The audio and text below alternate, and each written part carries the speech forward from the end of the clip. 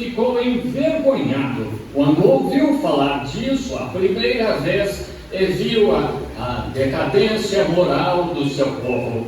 Doeu-lhe tanto que ele se sentou e se ungiu, arrancou os cabelos e a barba, e ficou com o coração pesado diante do Senhor em oração.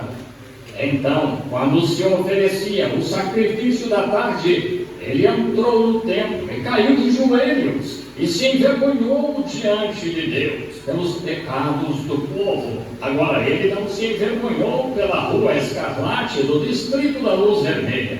Ele não se envergonhou pelos bebedores de bebida alcoólica do antro do inferno, por pior que fosse, mas se envergonhou por causa do pecado dos eleitos. E o que precisamos hoje é de mais alguns profetas com o suficiente de Deus no coração para ficarem envergonhados na presença de Deus pelos pecados das pessoas que professam ser o povo de Deus. Estão agindo como estão. Que desonra trouxemos a este lugar. A moral do nosso povo. Este não é um assunto fácil do qual falar. Eu poderia pensar em muitas coisas, das quais é mais fácil falar. Mas, irmãos, se alguém não se pronunciar neste dia pecaminoso e adúltero em que vivemos, e chamar as coisas pelos seus nomes, o que acontecerá? Alguém tem de falar disso. Alguém tem de apresentá-lo ao povo. Talvez Esdras não quisesse fazê-lo, mas estava em seu coração. E quando você vir um servo de Deus ficar tão sincero, a ponto de estar prostrado sobre seu rosto, com as mãos estendidas, orando a Deus e se envergonhando por causa da iniquidade do povo, então você verá um reavivamento começar. Um homem não pode ficar na presença de Deus. Uma igreja não pode ficar na presença de Deus com arrependimento sem que o Espírito Santo desça e dê unção e poder para começar o mover de Deus aí entre essas pessoas. Tem de acontecer. Mostre-me um homem, mostre-me outro Calvino, Marx, Finney, Senck ou qualquer um que sinta o fardo das pessoas, que se prostre sobre seu rosto e clame e ore diante de Deus. Que nos envie de novo um João Smith da Igreja Batista, que orava a noite toda pela iniquidade do povo, a ponto de seus olhos estarem fechados e tão inchados na manhã seguinte, de tanto chorar, que a sua esposa tinha de levá-lo à mesa e lhe dar o café da manhã com uma colher. Mostre-me um João Wesley de novo, um tição arrancado do fogo, e eu lhes mostrarei um reavivamento. O que estão fazendo hoje? Estamos dando tapinhas nas costas. Estamos chamando isso e aquilo de reavivamento, quando não há reavivamento nisso. Isso mesmo, há uma agitação de emoção religiosa entre as pessoas. Mas não reavivamento. Eles tinham um grupo religioso naquele dia, tinham uma agitação naquele dia, mas precisavam de um reavivamento. Ora, meu amado irmão e irmã, a moral desta nação se tornou tão baixa que envergonharia um cão, faria um cão se envergonhar se fosse possível. A imoralidade do nosso povo, as pessoas, mesmo anos atrás, as coisas que temos, a nação tem feito, as coisas que o povo tem feito, é tudo falta de oração. A igreja que não cria em cinema, eles não deixavam os filhos irem ao cinema. Eles se abstinham do cinema e hoje, ora, colocaram o cinema em sua própria casa. Cada casa tem uma televisão. Quando achavam ser errado beber cerveja, quando cansavam John Barleycorn, que sujeito vulgar ele era. Hoje, 60% dos que se chamam de cristãos tomam uma bebida social, pelo menos uma vez por ano. Então fazem uma grande farra no Natal, quando fazem sua celebração, porque adotaram a instrução para tomar o lugar da salvação. Nunca tomará. O que precisamos é de um reavivamento. colocamos curativo no carro e o tiramos. Outro curativo no carro e o tiramos.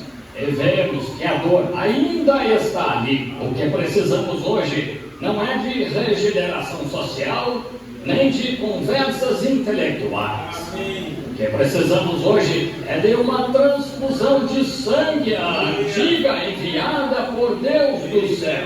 Os curativos para Carlos não adiantarão. Estamos anêmicos. Precisamos de uma transfusão de sangue. Precisamos voltar ao Evangelho, à antiga, que clama por arrependimento diante de Deus. E não de uma confissão de olhos secos, de apertos de mãos, mas de um reavivamento do Espírito Santo, enviado por Deus, com a posse da purificação do sangue do Senhor Jesus Cristo em cada coração humano. Precisamos que comece um reavivamento na igreja e se espalhe por toda a nação. Morreremos, pereceremos, estamos acabados sem esse tipo de reavivamento. Não aguento mais ver o que chamam de pequenos reavivamentos mesquinhos de Hollywood, onde as pessoas chegam e ficam emocionalmente agitadas por algumas horas e ou um dia ou dois, ou uma semana ou duas, e saem e ficam nisso. Irmão, você pode estar estimulado por um reavivamento. Você pode ter emoção, você pode ter boas intenções, todas essas coisas estão bem, mas não precisamos disso hoje. Precisamos de um batismo do Espírito Santo para mudar a emoção e o intelecto e a visão, os hábitos, a vida das pessoas e colocá-las de volta no caminho certo.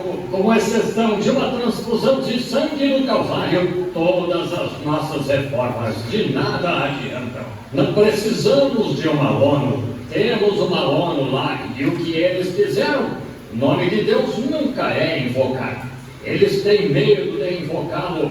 Certa vez um grupo de ministros lhes perguntou por que não oraram? Disseram que poderiam ofender alguém, um dos que não criam em Deus. O que precisamos é de um reavivamento. Não faz diferença se ofender alguém. Temos de pregar o Evangelho e mostrar o que há dentro de nós. Isso mesmo, eu não lhe daria 10 centavos por qualquer programa que deixasse Deus de fora, seja a ONU ou os 4 grandes, seja o que for, até que esta nação desperte para o fato que estamos morrendo sem o sangue do Senhor Jesus Cristo, até que os indivíduos despertem para o motivo de estarmos morrendo. O motivo de estarmos morrendo é estarmos sem o original, o caminho, o remédio, a cura que Deus nos deu no Calvário. Não é de se admirar que faça um homem se envergonhar. Não é de se admirar. Um pregador genuíno e verdadeiro olha para a sua congregação e tenta conduzi-la para diante do trono de Deus. E visita suas casas, Eusé fumando cigarros, contando piadas sujas uns aos outros, divertindo-se no quintal com festas de cerveja, andando pelas ruas, suas moças e as de meia idade e tal, e até a avó de shortinho. A mãe na rua com um bebê em um braço, vestida de forma sensual o bastante para atrair a atenção de qualquer fabricante clandestino de bebida alcoólica que passe pela rua, e se dizendo cristãs. Isso faria qualquer verdadeiro homem de Deus se envergonhar ao levar tal pessoa à presença de Deus. Isso mesmo, e toda a nossa atitude de nos unirmos à igreja e pertencermos a uma classe melhor tornou-se um absurdo. Aconteceu naquele dia e acontecerá neste.